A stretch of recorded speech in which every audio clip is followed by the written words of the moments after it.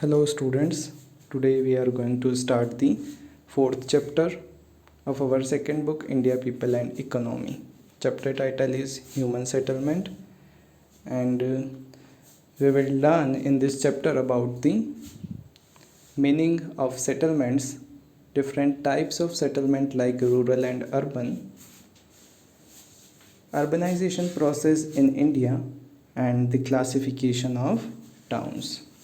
In today's session, we will discuss about the meaning of settlements and difference between rural and urban settlement and about the types of rural settlement.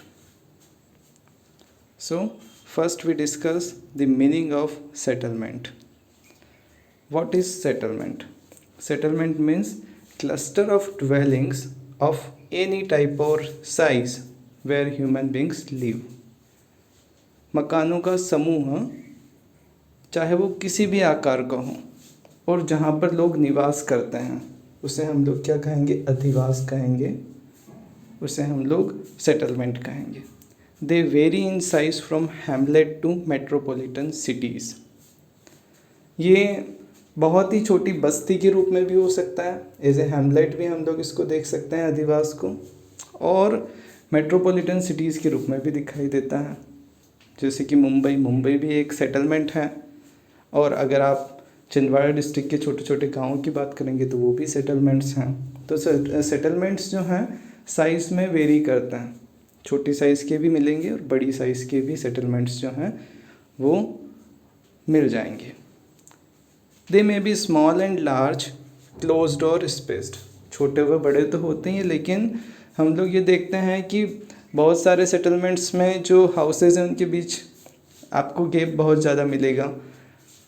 जैसे कि आप राजस्थान के desert में जाते हैं तो desert में हाउसेज जो हैं वो नज़दीक नहीं होते हैं, सटे हुए नहीं मिलेंगे, उनके बीच डिस्टेंस जो है वो हमें मिलता है. लेकिन अगर आप मुंबई या फिर किसी भी सिटी में जाएंगे तो वहाँ पर हाउसेस के बीच का डिस्टेंस जो है वो बहुत कम मिलेगा, यानी कि वो क्लोज्ड आपस में नज़दीक बने हुए होते हैं. दे में practice primary, secondary and tertiary activities. ये सेटलमेंट टाइप पर डिपेंड करता है.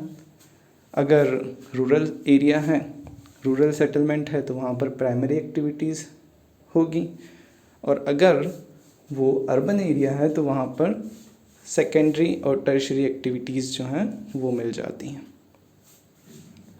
प्राइमरी एक्टिविटीज़ में डोमिनेंसी में आपको रूरल एरिया में एग्रीकल्चर जो है वो मिल जाएगी, और अर्बन एरिया में हमें क्या मिलता है? मैन्युफैक्चरिंग इंडस्ट्रीज़ जो हैं वो बहुत ज़्यादा मिलती हैं. अर्बन एरिया में प्राइमरी से सेक्टर तो डेवलप नहीं किया जा सकता, वहाँ पर सेकेंडरी यानी कि मैन्युफैक्चरिंग इंडस्ट्रीज़ जो हैं वो डेवलप की जाती हैं और लोगों को एम्प्लॉयमेंट जो है वो दिया जाता है. टर्शियरी सेक्टर की बात करें तो यहाँ पर ट्रांसपोर्ट फैसिलिटीज़ भी बड़ी अच्छी होती हैं, और सर्विस सेक्टर में banking, health facilities, education facilities, ये भी हमें जो सिटी एरिया है वहाँ पर बहुत अच्छे से मिल जाती हैं. तो जो रूरल एंड अर्बन सेटलमेंट्स हैं मेनली उनमें आप डिफरेंस देख सकते हैं, अंतर देख सकते हैं कि प्राइमरी एक्टिविटी और दूसरी एक्टिविटीज़ जो हैं उनके बेस पे हम लोग डिवाइड कर सकते हैं. लेकिन उनमें और भी डिफरेंसेस होते हैं, जो रूरल सेटलमेंट्स हैं और जो अर्बन सेटलमेंट्स हैं. तो उनके बीच में क्या क्या डिफरेंस है अगर उनकी बात करें तो उसके 4 बेस हो सकते हैं. फर्स्ट है इकोनॉमिक एक्टिविटीज़ के बेस पर हम लोग अलग कर सकते हैं सेटलमेंट्स को. डिपेंडेंसी, हमारी डिपेंडेंसी हम लोग देखते हैं कि रूरल सेटलमेंट में क्या पूरी होती है और अर्बन सेटलमेंट से क्या पूरी होती है. तो डिपेंडेंसी के बेस पर हम लोग सेटलमेंट्स को डिवाइड कर सकते हैं. इंटर रिलेशनशिप देखा जा सकता है कि सेटलमेंट्स के बीच में इंटर रिलेशनशिप क्या है, और सोशल लाइफ के बेस पर डिफरेंस बताया जा सकता है कि रूरल सेटलमेंट्स की सोशल लाइफ कैसी है और अर्बन सेटलमेंट्स की सोशल लाइफ कैसी है. जैसे फर्स्ट हम लोग देखते हैं economic activity. The major economic activities in rural areas are agriculture and other primary activities. तो फर्स्ट क्लियर हो गया कि जो इकोनॉमिक एक्टिविटी हैं वो रूरल एरिया में मेनली एग्रीकल्चर होती हैं, और दूसरी भी primary activities like gathering, mining, ये सारी चीज़ें भी हो सकती हैं।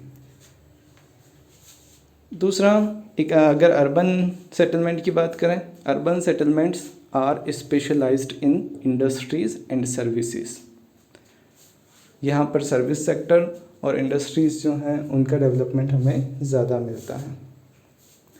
जैसे आप जमशेदपुर की बात करेंगे तो वहाँ पे क्या है, आयरन एंड स्टील इंडस्ट्री होने की वजह से वो सिटी में कन्वर्ट हो गया और रूरल सेटलमेंट बन गया।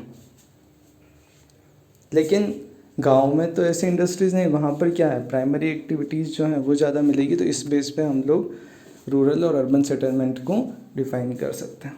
डिपेंडेंसी की बात करें, they are dependent on natural resources, mainly land and their income, mainly land for their income. तो हम लोग कह सकते हैं कि जो रूरल सेटलमेंट्स है वो नॉर्मली प्राइमरी एक्टिविटी करते हैं, और जो एग्रीकल्चर है वो कम्प्लीटली डिपेंड होती है लैंड के ऊपर। तो जो आपका रूरल सेटलमेंट है वो नेचुरल रिसोर्सेज पे ज़्यादा डिपेंड करता है, बल्कि अगर आप अर्बन सेटलमेंट्स की बात करेंगे, they provide various types of services like transport, communication etcetera. तो ये सेटलमेंट्स हम लोगों को क्या प्रोवाइड करवाते हैं, transport facility, communication facilities available करवाते हैं, बल्कि रूरल सेटलमेंट्स हमें रॉ मटेरियल अवेलेबल करवाते हैं। इंटर रिलेशनशिप की बात करें, agriculture and other production in rural areas supports industries of urban area, rural area provide raw material to the industries. Okay, तो अर्बन एरिया की डिपेंडेंसी हो गई ना रूरल एरिया के ऊपर, क्योंकि इंडस्ट्रीज तभी चल पाएगी जब रॉ मटेरियल अवेलेबल होगा। On return, cities provide manufactured goods to rural areas and also to be people of cities। तो यहाँ से रॉ मटेरियल सिटीज़ में पहुँचता है, और सिटीज़ उनको प्रोसेस करके जो फिनिश्ड गुड्स हैं वो वापस ट्रांसपोर्ट करती है कहाँ पर, अर्बन एरिया में। तो हम लोग कह सकते हैं कि आपस में इंटर रिलेशनशिप जो है वो यहाँ पर देखने को मिल जाती है। Social bound in rural area are stronger and life is simple. अब अर्बन एरिया की बात करें तो वहाँ पर कॉम्प्लेक्स लाइफ दिखाई देती है, लेकिन यहाँ पर लोग अपना जीवन जो है बिल्कुल सिंपल वे में जीते हैं, और जो रिलेशंस हैं वो स्ट्रोंगर होते हैं। बल्कि अर्बन एरिया में social bound in urban area are formal and life is complex, fast and surrounded with various problems होते हैं, क्योंकि हम लोगों को अगर सिटी में रहना है तो हमारे पास एम्प्लॉयमेंट, हमारे पास इनकम होना ज़रूरी है, और इनकम का केवल एक ही सोर्स है, वो है इंडस्ट्रीज़ और सर्विस सेक्टर। और उनमें रेगुलरली क्या होता जा रहा है, इनमें रेगुलरली अगर आप कहेंगे तो बहुत ज़्यादा स्ट्रगल जो है वो बढ़ता जा रहा है, और इसकी वजह से क्या है कि वहाँ की लाइफ जो है वो कॉम्प्लेक्स हो जाती है। नेक्स्ट, अगर हम लोग रूरल सेटलमेंट्स की बात करें तो रूरल सेटलमेंट्स जो हैं वो अलग अलग टाइप के हम लोगों को देखने को मिलते हैं। पहला टाइप है clustered settlement. Clustered settlements means गुच्छित अधिवास जो हैं वो आपको फर्स्ट अगर इसकी कैरेक्टरिस्टिक की बात की जाए तो compact and closely built houses के रूप में मिलेंगे। मतलब हाउसेस के बीच का डिफरेंस जो है वो बहुत ही कम, देखिए यहाँ पर हाउसेस के बीच का डिफरेंस जो है वो हमें यहाँ बहुत ही कम दिखाई देता है। Living area is different from surrounding farms. हमेशा रूरल एरिया जो हैं उन रूरल एरिया में एक चीज़ हमें देखने को मिलती है, और वो ये है कि ये जो फार्म्स हैं ये आपकी लिविंग एरिया के पास में होते हैं और थोड़ा अलग होते हैं। रिकॉग्नाइजेबल पैटर्न होता है, पैटर्न को हम लोग आसानी से रिकॉग्नाइज कर सकते हैं कि कौन सा पैटर्न है, सर्कुलर पैटर्न है, रेक्टेंगुलर पैटर्न है, लीनियर पैटर्न है, किस तरीके का पैटर्न है, आसानी से हम लोग रूरल एरिया में आइडेंटिफाई कर पाएंगे। जैसे कि अगर हमें पैटर्न आइडेंटिफाई करना है तो हम कैसे करेंगे। एक रिवर जो है किसी पर्टिकुलर एरिया से होकर के गुजरती हैं और उसके पास में अगर सेटलमेंट्स बन जाएं यहाँ पर, तो इस तरीके का सेटलमेंट जो होगा उसे हम लोग क्या कहेंगे, लीनियर टाइप ऑफ सेटलमेंट। ठीक है। अगर दो रोड्स आपस में कनेक्ट हो जाएं और इसके चारों तरफ यहाँ पर सेटलमेंट्स बन जाएं तो इसे हम लोग कहेंगे क्रॉस पैटर्न सेटलमेंट। तो इस तरीके से आसानी से हम लोग आइडेंटिफाई कर सकते हैं कि किस तरीके का सेटलमेंट है। रेडियल पैटर्न हमें आइडेंटिफाई करना है, मान लिया कोई तालाब बना हुआ है, वाटर सोर्स है और उसके पास में चारों तरफ जो हैं वो सेटलमेंट्स बन जाते हैं, तो इस तरीके के पैटर्न को हम लोग क्या कहेंगे, रेडियल पैटर्न जो है वो कहेंगे। तो पैटर्न्स को आइडेंटिफाई करना बड़ा इजी होता है। समटाइम डिफरेंस में cause shape of the settlement होता ही है। अब राजस्थान और बहुत सारे अगर एरिया की बात करें तो वहाँ पर डिफेंस जो है वो मेन है। उसके अलावा वाटर प्रॉब्लम जो है, अवेलेबिलिटी ऑफ वाटर, ये भी इम्पोर्टेंट है क्लस्टर्ड सेटलमेंट्स में, क्योंकि जहाँ पे वाटर का सोर्स है वहीं पर लोग सब इकट्ठा रहना शुरू कर देंगे तो क्लस्टर्ड सेटलमेंट डेवलप हो जाएगा। और इसके अलावा हम लोग दो एरिया की बात करें, अगर बुंदेलखंड और नागालैंड की बात की जाए तो यहाँ पर डिफेंस के लिए लोग जो हैं एक साथ रहते हैं कबीलाई रूप में। जैसे नागालैंड में कबीले बने हुए हैं तो वो एक तरीके से एक साथ रहना ज़्यादा पसंद करते हैं ताकि बाहर से आक्रमण अगर कुछ भी हो तो वो अपने आप को बचा सकें। आप लोग बुंदेलखंड और नागालैंड की लोकेशन को अपने मैप में या फिर एटलस में आइडेंटिफाई कीजिए और पिक्चर्स सेंड कीजिए मुझे। नेक्स्ट टाइप है semi clustered settlement, formed due to result from tendency of clustered in restricted area of dispersed settlement.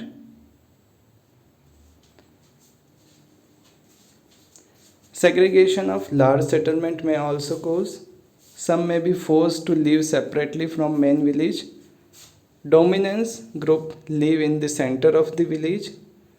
People of lower strata live in outskirt of the village.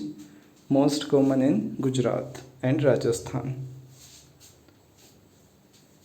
तो हम लोग कह सकते हैं कि रिस्ट्रिक्टेड एरिया में अगर क्लस्टर्ड सेटलमेंट्स बन जाते हैं तो इस तरीके का सेमी क्लस्टर्ड टाइप सेटलमेंट जो है हम लोगों को देखने को मिलता है।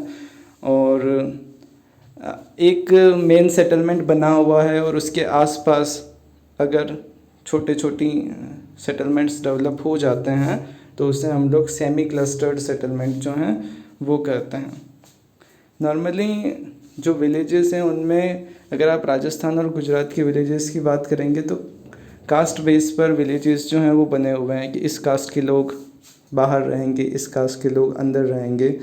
तो एक कह सकते हैं इस तरीके का पैटर्न जो है वो डेवलप हो जाता है। जैसे यहाँ पर हमने बताया है ये मेन आपका है सेटलमेंट और उसके आसपास ये डिफरेंट सेटलमेंट्स जो हैं वो बन गए, तो इसे हम लोग क्या कहेंगे, सेमी क्लस्टर्ड सेटलमेंट। जैसे एक हवेली है और हवेली के चारों तरफ सेटलमेंट्स बनना शुरू हो जाएं कास्ट वाइज, तो इस तरीके के सेटलमेंट्स क्या हो जाएंगे, सेमी क्लस्टर्ड सेटलमेंट्स जो हैं वो हो जाएंगे। Next, hamleted settlement, physically separated and located in different places living common name having common name. देखिए सारी बस्तियां जो हैं ये दूर दूर हैं लेकिन इनका नाम एक ही होता है, पूरे गांव का नाम एक, लेकिन उनके बीच डिस्टेंस बहुत ज़्यादा होता है। दे आर लोकली कॉल्ड पन्ना, परा, पल्ली, नगला, ढानी। ये सब हम लोग क्या बोलते हैं, राजस्थान और नॉर्थ ईस्ट की बात करें, गुजरात, इन स्टेट्स में जो हैं ये डिफरेंट डिफरेंट नेम जो हैं इनके लिए बोले जाते हैं। छोटी छोटी बस्तियां बन जाती है, दूर दूर होती हैं, लेकिन उनका नेम जो है वो एक ही कॉमन नेम रहता है कि इस विलेज का नेम ये है। They are motivated by social and ethnic factors found mostly in middle and lower Ganga valley. देखिए, middle and lower Ganga valley, Uttar Pradesh की बात कर दी जाए, बिहार की बात कर दी जाए, वेस्ट बंगाल की बात कर दी जाए, तो यहाँ ये प्रमुखता से हम लोगों को देखने को मिल जाती हैं, जिसमें लोग दूर दूर रहते हैं और उनका उस पूरे एरिया का नाम जो है वो कॉमन हो जाता है। नेक्स्ट बात करते हैं, फोर्थ टाइप है dispersed settlement. They are isolated huts or hamlets. Normally बहुत दूर दूर एक एक घर बना हुआ है, तो उसे हम लोग क्या करेंगे, डिस्पर्स सेटलमेंट में डालेंगे। लोकेटेड ऑन हिल्स और एग्रीकल्चर लैंड्स, जहाँ पर भी पहाड़ी क्षेत्र है और खेती का क्षेत्र है, एग्रीकल्चर जहाँ होती हैं, उन सारे एरिया में डिस्पर्स्ड सेटलमेंट्स जो हैं वो हम लोगों को मिलते हैं। It is due to nature of terrain and land resources, water. Normally terrain की वजह से, लैंड रिसोर्सेज की वजह से और वाटर अवेलेबिलिटी जो है उसकी वजह से यहाँ पर हाउसेस जो हैं वो दूर दूर होते हैं। Found in Meghalaya. मेघालय में आपको इस तरीके के सेटलमेंट मिल जाएंगे। उत्तरांचल, हिमाचल प्रदेश और केरला स्टेट में जो हैं इस तरीके के सेटलमेंट्स जो हैं वो मिलेंगे। तो इनमें आइसोलेटेड हट्स होती हैं और बहुत दूर दूर जो हैं वो मिलती है। ये हट्स भी बहुत दूर दूर होती हैं, जैसे यहाँ पर इस पिक्चर में बताया गया है, ये वाला, ये सारे क्या हैं, दूर दूर बने हुए हैं सेटलमेंट्स हैं। तो ऐसे सेटलमेंट्स को हम लोग डिस्पर्स्ड सेटलमेंट जो हैं वो कहेंगे। अब इस पोर्शन से रिलेटेड बहुत सारे क्वेश्चंस पिछले एग्ज़ाम्स में पूछे गए हैं। आप लोगों को इन तीनों क्वेश्चंस को कंप्लीट करना है और मुझे सेंड करना है। Explain any 3 characteristics of clustered rural settlements of India.